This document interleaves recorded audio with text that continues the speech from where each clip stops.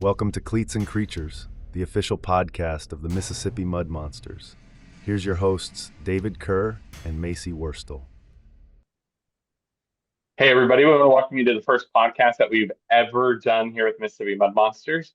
I am David Kerr, the Assistant General Manager. And that's really pretty much all you need to know about me. I'm here at the ballpark and we do stuff. So, the point of this podcast is we really want to show you some of the behind the scenes of what happens, a lot of real stories, and then kind of the weird, the fun, the interesting side of building a team from scratch. So, we're nearing the end of year one. And we have a lot of stories to tell, so we hope you'll join us. I'm Macy Worstel. I'm the marketing manager for the Mud Monsters. We're pretty excited about this podcast to just share the behind the scenes aspect that our fans don't usually get to see. Yeah, and the fun part of this all is so we're doing this on Zoom, so you can see us, right? But Macy is literally 2 feet behind me. She's right behind this wall. She hears me. So if you hear me echoing in the background, you hear any craziness, that's it. But effectively, we're inviting you into our office and what we live every day. So um, that's really what we want to start with. And so today we're going to introduce ourselves. We're going to tell the story of the team a little bit, some of the background, and then just get a little bit goofy. So from here on out, anytime you see this posted, you can ask us questions, you can message questions, and we'll add them to the next podcast. So no rules here, and we intend to live that mantra out real well. So let's just go ahead and start with, you know, how this all started, and I'll tell that part of the story, and then basically there was I worked for the Mississippi Braves for 5 years as director of ticket sales, and we all got the news that the Braves were leaving, which is I don't recommend it. If you have a job and everyone tells you, "Hey, in 9 months your job is up," that's not super fun. Nobody encourages it, and so effectively long season, tearing down the Braves, tearing down 20 years of history, and I get a call from our team president Brian Leiter that effectively tells me, "Don't leave town, don't take another job yet." And he was working with our owner Joe Ing to bring a team to Mississippi, and so strangely enough, I was the first employee, which makes no sense because I'm not the general manager, so I'm not the person in charge, but as the first employee, and really, really kind of an interesting story of how we got here. Macy, how did you get here? You want to tell people about how you kind of landed in Mississippi?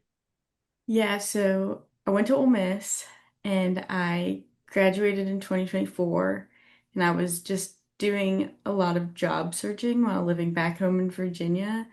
And I had heard rumors about the Mississippi Braves leaving, and David and I were connected on LinkedIn. So I kept seeing stuff about the Mud Monsters and the new team. And then I saw that jobs were posted, and I applied to the marketing manager job and messaged David and was like, I just applied. I'm interested. I'd love to talk. And basically, he was like, cool, you're probably the first person to apply since I applied maybe 5 minutes after the job was posted. And then a few weeks later, he called me and asked for an interview, and then now I'm here. Yeah, I think I remember that because, yeah, absolutely. The job got posted, and it was like, I don't even know if I thought it had posted all the way. Like, I think it was processing, and I get a message that said, I applied for this job. I'd like to talk about it. And um, effectively, Macy stood out really well on LinkedIn. LinkedIn is just like a great tool for me. And like, you stood out like crazy just because you did that in the midst of like, we were creating logos, we were hiring people. The part that nobody saw is we were literally like tearing apart our office and throwing away cubicles. And so being able to stand out like really, really worked. And it's all kind of history. Now, I am not from Mississippi. I have no Mississippi roots. I am from Ohio by way of Little Rock. Um, and then I landed here with the Braves. And so I am just an outcast, which also means, and I don't want anybody listening to this hate on me for it. I don't give a lick about a single Mississippi school outside of like I support you guys when you need supported, but I am not a Ole Miss person. I'm not a Mississippi State person. I'm not a Southern Miss person. But Macy, you kind of have some of the, rooting interest in your pocket, right? Yeah, going to Ole Miss was kind of gave me my roots here, and it was basically my home away from home for the past 4 years, and now I'm back here and surrounded by a bunch of state people in our office. I don't I don't know if I would admit I was an Ole Miss person in our office. It's a little, there's two of you guys, I think. Just two of Maybe you. I think maybe three, but then Yeah. everybody else is state. No. And the best part, to give you a look in our office, we had like four LSU people at one point in time. Macy was outnumbered by state and LSU people. And then I'm over there in the corner rooting for Quinton Judkins at Ohio State and just making her angry. Do you remember when you told me you'd never talk to me again if I wore a Quinton Judkins Ohio State jersey to the office? Yeah, and I still stand by that. So I just have to remember if I ever need a quiet day, I'm just gonna find that jersey, buy that jersey and wear it. So that's kind of how we got here. It's been a crazy season. Are you as exhausted as I am? Yeah, half the time my brain feels like mush and like I'm Yeah, not fully here even though I am here. yeah. Well, let's get into some like crazy stories. What's you know what? I have one I want you to tell everybody. I want you to tell everybody what it was like setting up the team store for the first time from empty. Yeah, that that was stressful. I tried to get as much done as I could before opening weekend, and then opening weekend, like the week before came around, and I had nothing done pretty much. And thankfully, my dad was in town for opening weekend, and we basically set up the team store from nothing in a bunch of boxes to a full team store in less than 24 hours. It might have been the most stressful, chaotic moment ever. And I don't think I ever want to put clothes on a hanger again. So of course, I'm pretty sure you have clothes to put on a hanger this afternoon to keep the team store rolling. Yes.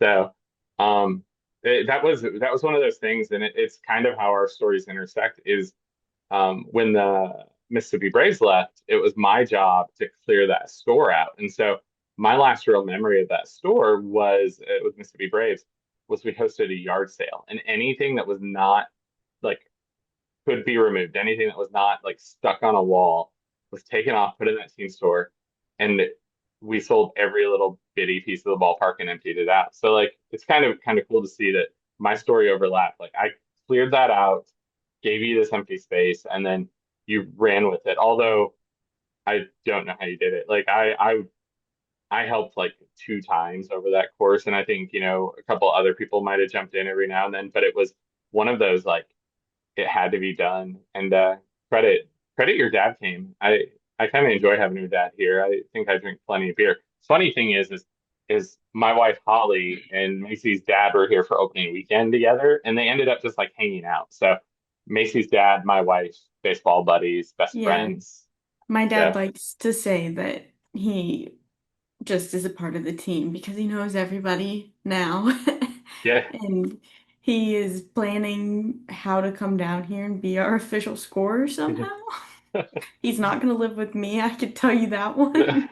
I love that. Well, that's what we do. That's like minor league baseball, partner league baseball, whatever we want to call it. I always say minor league baseball, although somebody from Major League Baseball slapped my hand and be like, "You're partner league baseball."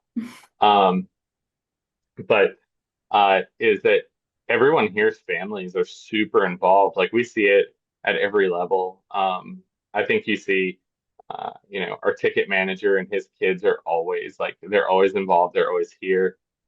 Chris Tapia, who runs our catering, like he's always birthday parties here, and his kids are just part of everything we do. And I think that's one of my favorite things. So I wanted you to tell that story is like your dad's crazy. Your dad's bonkers. I haven't used that word Yeah. in a long time. Your dad's really bonkers.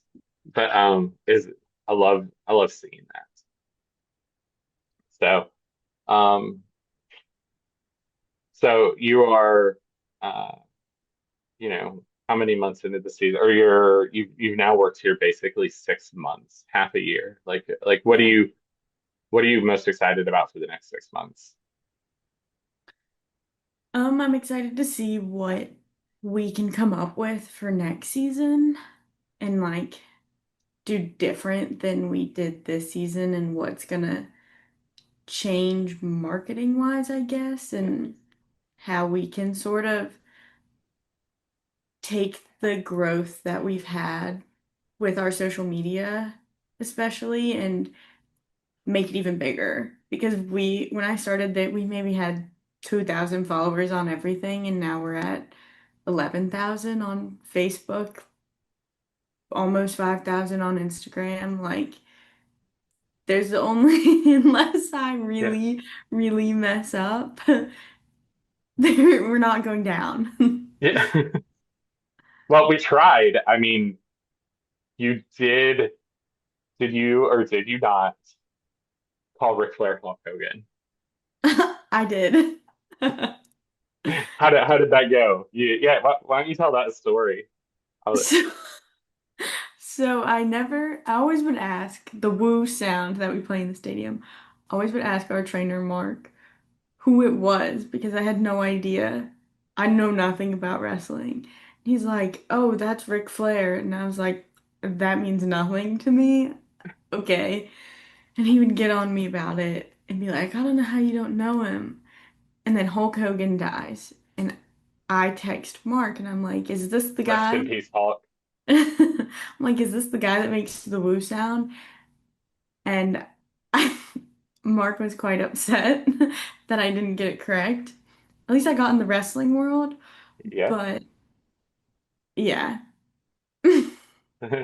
So then this is where I make Macy's life really uncomfortable. We have no rules around here. Our social media is going to be what it is.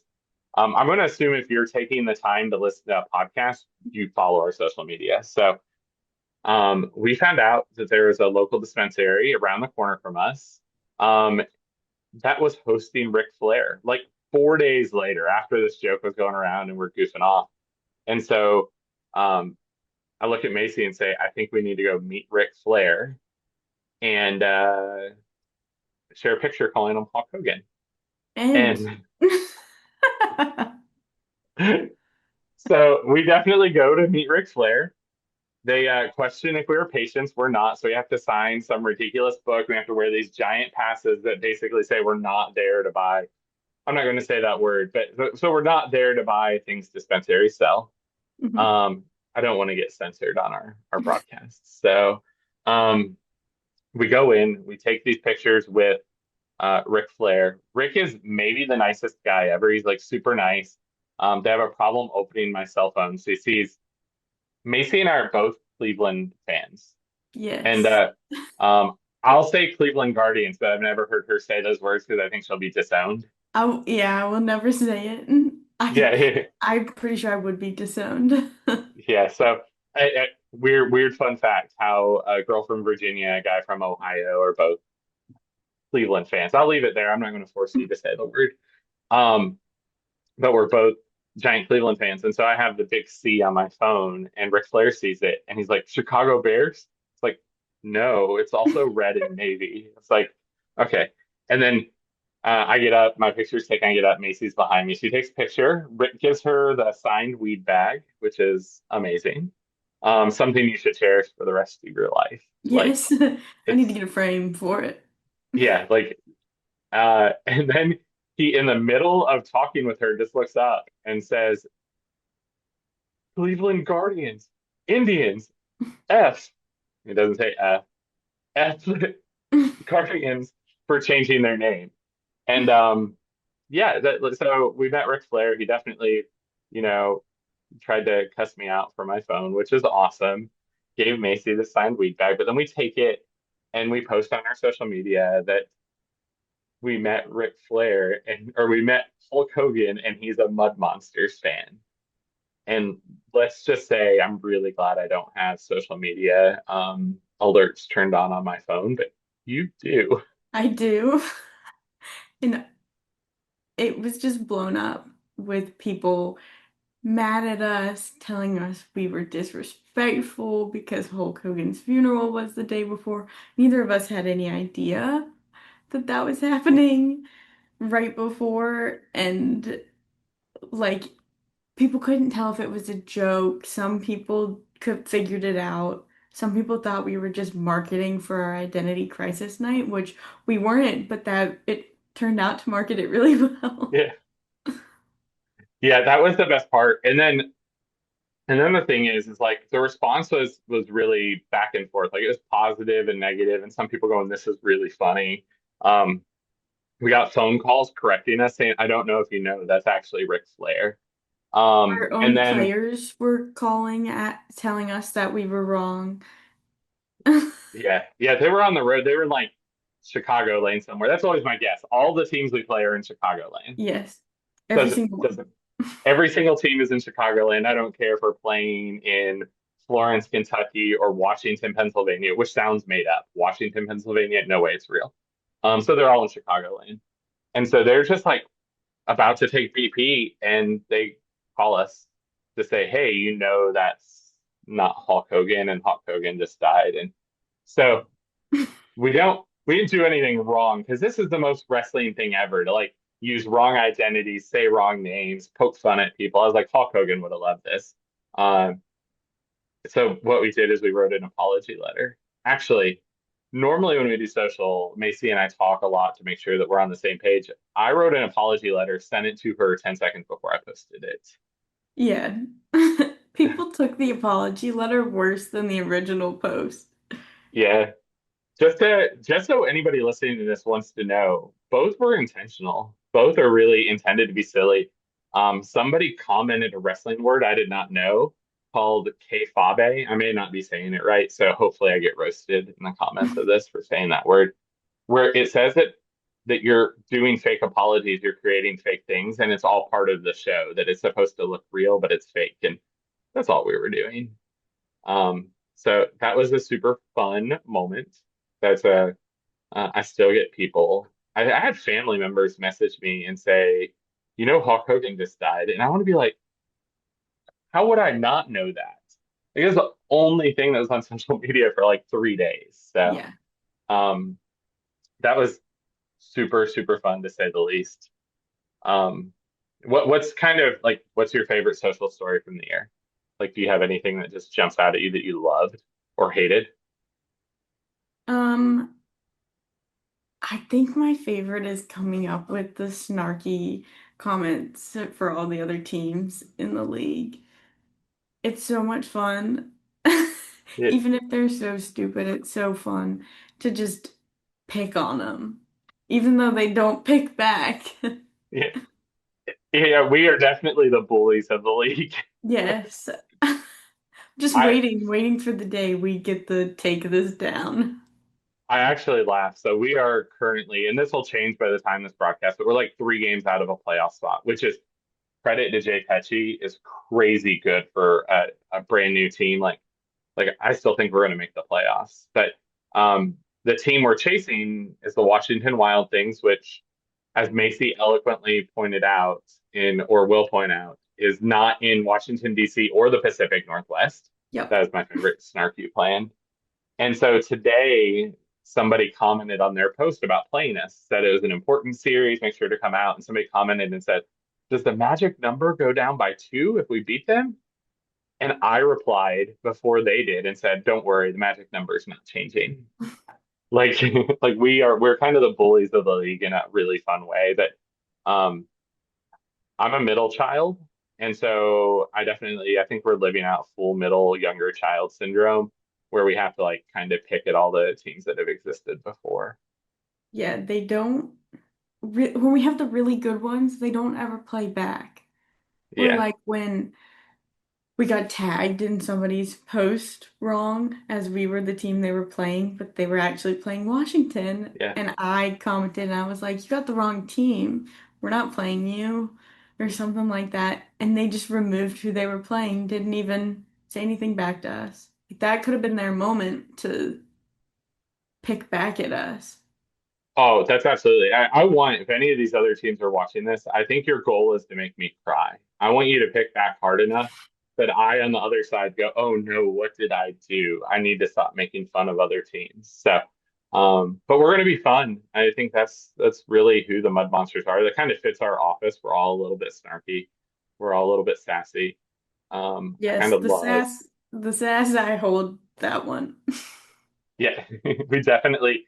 I think if you follow the Mud Monsters Facebook, it is very authentic to us, not just us, but our office and the people that work here. Like, we're not faking it, not even a little bit. I don't think we know how to fake be on social media. No. So, um, Except for our long ones about like homestands or things going on. Then it's a little more played up, but it's still yeah, we us. we have a third person you'll never see on camera that helps us write those. His name's Eric. He's really just a copywriter. Um, we probably shouldn't say this because how dare you talk about your coworkers this way, but Eric's kind of an idiot. Yes. Uh, so we won't let you see him here. And Eric is like a freelancer, so he won't even be on our website. You'll never see him at a game. But just know that Eric does a lot of the grit work for us. Eric is a doofus. So if you see a typo, it wasn't. So it was Eric. I Uh, promise. Sometimes the typos are me. I'll own up to that Yeah, one. yeah, I cannot spell or use apostrophes correctly. yeah. Do you remember? There's a team we play in Gateway Grizzlies. So Gateway is like the big, Gateway Arts outside St. Yes. Louis. What was it that where did you say they were? I said that they were Chicagoland, and then their like local news reporter or something is roasting us on Twitter, and then the team does it back to us and is like, "We're not Chicago."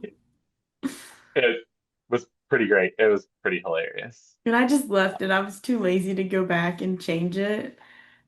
Yeah. I probably should have, but for the laughs that we got, it was really good. No, absolutely. Well, and that's the thing is like, if we're going to be authentic, if our team's going to be real, we're going to make mistakes. Uh, we encourage fans to harass us and poke us and all of I that jazz. mean, Like, have fun with half the time you post our posts on your personal social media. it. Hey, to be fair, actually, I got nothing. She's right. I'll say I'm going to post this, and then she looks a half hour later, it's not there, and it's been on my personal Instagram for so. You can follow me on Instagram if you want our news first, because I completely forget how to post it He can everywhere. get Facebook right. It's only Yeah. Instagram that he I think messes that's a up. I think that's a function of age. I'm I'm 41, so Facebook is just in my blood apparently. Like came out when I was in college and it was the thing. So, I mean, but Instagram's been around a really long time too, so yeah.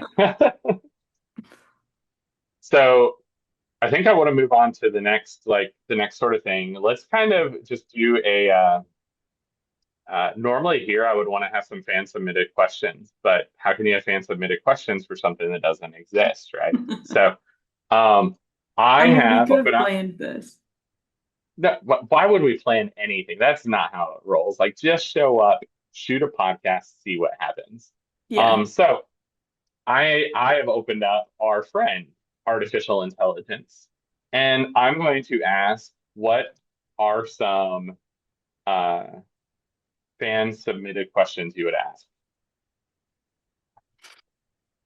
This is not going to go well. I don't sense it. All right, here's a list of fan It's style gonna be so questions. weird. Yeah. Um, okay, so the first one's what's the weirdest thing that's happened at Trustmark Park since the Mud Monsters took over? I I don't even know. Um, I know it's loaded, isn't it?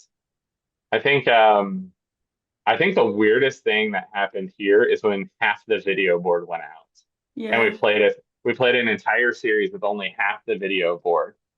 And then when it got fixed, it still had one square that was out. And so we designed something that said stuff like portal to another dimension or a home run was hit here for it. Um, it is definitely, and maybe the weirdest part of that is that our stadium operations manager, Keith Wilson, had to spend like 3 straight days in the video board in 100-degree temperatures fixing it. But that might be my weirdest thing. I don't know what my weirdest would be. Yeah. I every day is weird, for being honest. Yeah. I hear a lot of weird things when I'm in the dugout, half of which I cannot repeat. Those are probably my weirdest days when they're just chatty. Yeah, I can see that absolutely. Or maybe I when think we did the what's on a stick and dinked the sausages. oh, yeah. So we do this thing here. It's called Feast of the Beast, and it steers into our branding, but it's literally generally me with a microphone eating something on camera during games. And so it was What's on a Stick Wednesday, where you get $2 mystery meat.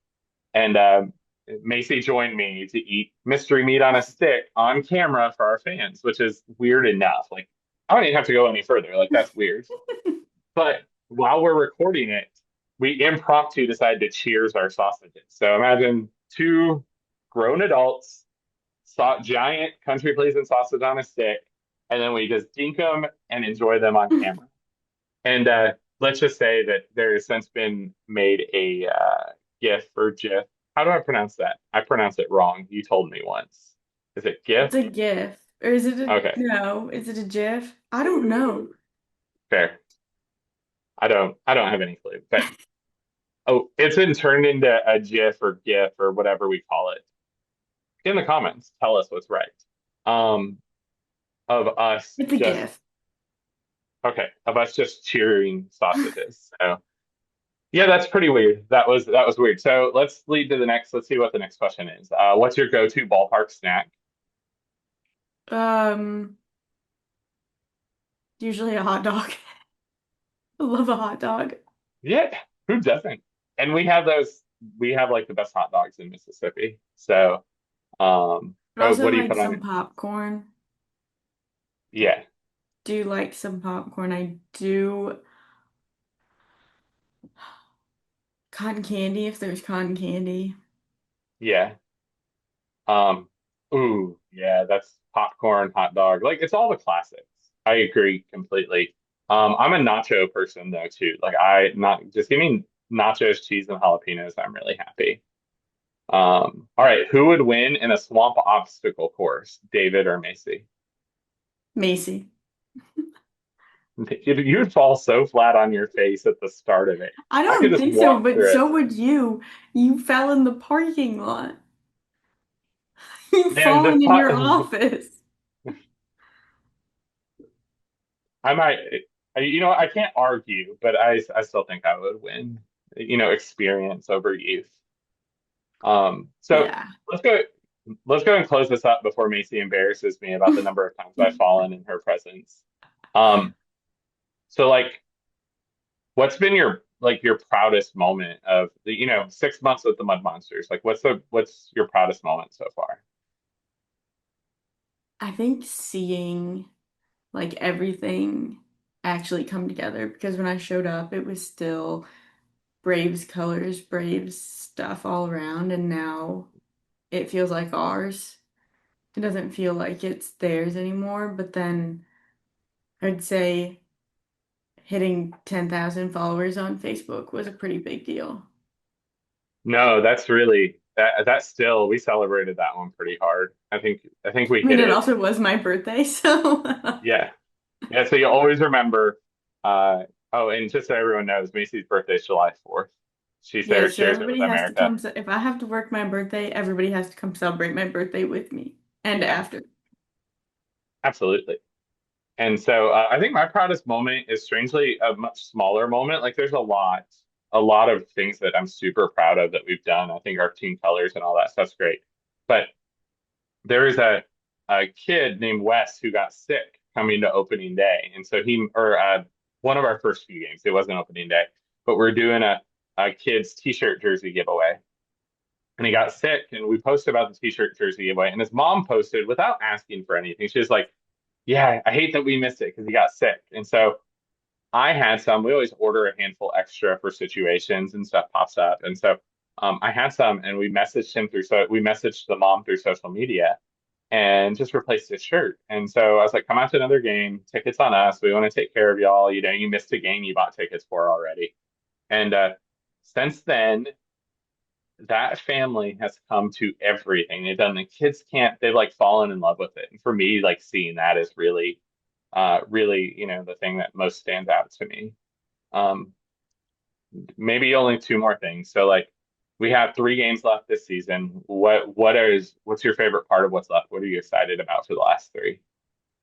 Um, I think I'm excited to see everybody show up for the very last game and for everybody that like the fans have been a part of this just as much as we Yeah. have, and for them to see it all have come full circle. Yeah, I'm ready for that too, because from game one to game 48, it's just like how big of a difference. And I think the thing is I want to see everyone one last time in the ballpark the way it is, because we'll talk about this on later episodes, but this ballpark's going to look drastically different through the fall, winter, into the off season. And so super excited about it. So, um, any last closing thoughts before we let our fans enjoy the rest of their day? Who's your dream celebrity first pitch? Ooh, that's a good one. The Pink Ranger. I want the Pink Ranger, not all these extra Pink Rangers. I do not follow the Power Rangers anymore. Credit to people that love all these iterations of it, but the original Power Rangers, I need Kimberly here throwing a first pitch with her helmet, and then I want her to take her helmet off so I know it's the real one. That's a celebrity first pitch every once in a while. Sweet. Well, we appreciate all you guys getting together with us and just chatting. That's what this podcast will be. I think, you'll see a little more format and stuff over time, but really, we just want to share the inner workings of what's going on here at Trustmark Park. So, thanks for following us. We have not named the podcast yet, so Maybe uh, comment below. yeah, yeah, yeah. We'll see where we end up. But thank you all for joining us, and we'll be back soon with another episode.